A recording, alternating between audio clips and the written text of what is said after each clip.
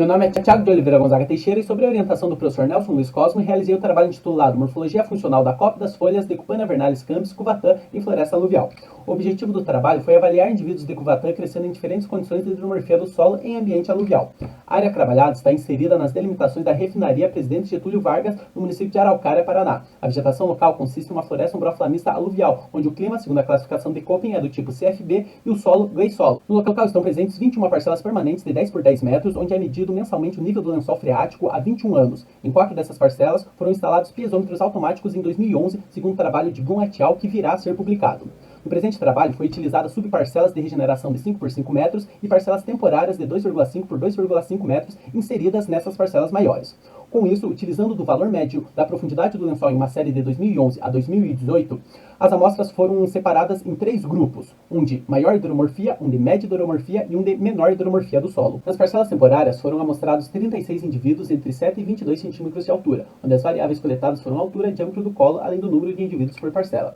Já nas subparcelas permanentes de regeneração, foram coletadas 90 amostras, ou seja, 90 indivíduos, onde as variáveis coletadas foram diâmetro do colo, altura total, altura da copa fotossinteticamente ativa, diâmetro maior da copa, número de nós com bifurcação, altura do ponto de inversão morfológica, além do número de indivíduos por parcela. Após a coleta dessas variáveis de porte e arquitetura de copa, realizou-se a coleta das variáveis foliares, onde foi selecionado 5 indivíduos para cada nível de hidromorfia, com diâmetro do colo entre 9 e 19 mm e 11 e 172 cm, onde em campo foi coletadas as variáveis número de folhas, comprimento foliar e número de folíolos, e em laboratório, espessura de folíolo, área total da face adaxial, massa fresca, massa seca. Então, calculados os índices área específica, concentração de matéria seca, massa específica aparente e massa específica básica. Com isso, realizou-se análises uni, bi e multivariadas, a fim de verificar características gerais da população, variáveis de maior relevância alométrica, variáveis de maior representatividade na variância multivariada dos indivíduos e diferença nos indivíduos submetidos a diferentes níveis médios do freático. Analisando primeiro os indivíduos entre 7 e 22 cm de altura, vemos aqui os valores médios para cada parcela e cada nível de hidromorfia.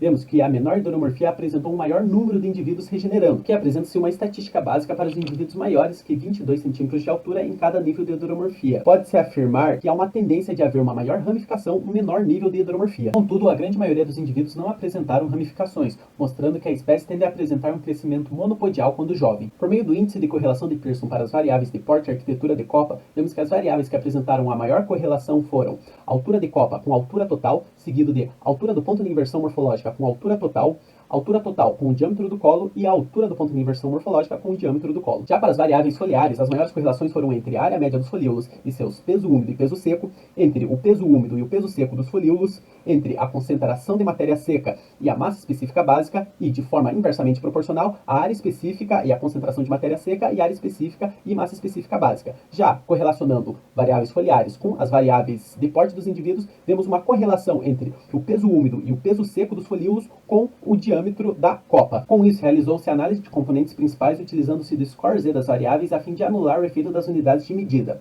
Para as variáveis de porte e arquitetura de copa, 2 componentes principais foram o suficiente para abranger mais de 90% da variância dos dados, onde a maior variância adveio da altura da copa e não verificou-se uma distinção entre os 3 níveis de hidromorfia. Já nas variáveis foliares, 4 componentes principais foram necessárias para atingir mais de 90% da variância dos dados, onde as variáveis de maior representatividade foram área média dos folíolos, peso seco e peso úmido dos mesmos. Tal característica pode ser verificada também pelo cálculo do índice de plasticidade fenotípica. Por meio do teste de normalidade univariada de Shapiro-Wilk, vemos que somente as variáveis foliares apresentaram normalidade, menos as variáveis número de folhas por indivíduo e número médio de folíolos por folhas. Com isso, as variáveis que apresentaram normalidade univariada foram agrupadas e então realizados 6 testes de normalidade multivariada, nos quais 5 apresentaram resultados positivos. Com tal requisito alcançado, foi então realizado 4 diferentes análises de variância multivariada ou MANOVA, onde o conjunto de dados não apresentou diferença ao nível de 5% de significância. Sendo assim, realizou-se uma análise de variância ou ANOVA para cada variável, onde somente as variáveis número médio de folíolos por folha e comprimento de folha apresentaram uma diferença significativa. Dessas duas, por meio do teste de Tukey, a variável número de folíolos apresentou um resultado duvidoso, pois somente a condição de menor hidromorfia com a de média hidromorfia apresentou uma diferença significativa.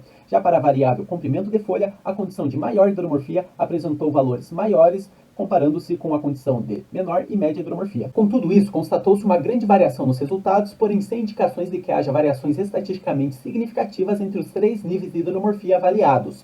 Para isso, 2 hipóteses são levantadas. Uma, o fato de se tratar de plantas jovens ainda explorando uma camada superficial do solo, e outra se deve à grande heterogeneidade do microrrelevo do ambiente avaliado. Além disso, a ausência de indivíduos adultos nas parcelas, apesar da ocorrência de regeneração há vários anos, indica que a espécie possa não ser adaptada à saturação hídrica por períodos prolongados. Sendo assim, conclui-se que uma maior hidromorfia do solo afeta o desenvolvimento da espécie Cupania vernalis, inexistem indivíduos adultos nas parcelas amostradas, há um menor estabelecimento dos indivíduos após a fase de plântula nas regiões de maior hidromorfia, a espécie tende a apresentar um crescimento monopedial quando jovem, indicando sua condição de espécie secundária e facultativa, tolerando sombreamento parcial quando jovem, mas demandando insolação direta para a expansão de sua copa. O tamanho da copa fotossinteticamente ativa e diâmetro da mesma apresentam forte correlação com a altura dos indivíduos, sendo o diâmetro da copa também correlacionado com a massa foliar. E por último, as principais variáveis que influenciaram na distinção interespecífica foram altura e diâmetro da copa, área e massa dos folíolos. Obrigado.